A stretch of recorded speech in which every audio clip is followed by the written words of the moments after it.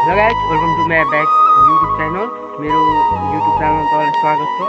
र आज म बुढाबुढी मिलेर हामी यो मुला सफा गर्न आँटेको हेर्नु होला। र यो सफा गरेर हामी म बजारमा चाहिँ जान्छु। छोरालाई खेलाउँदै बस्छ, छोरा ल यति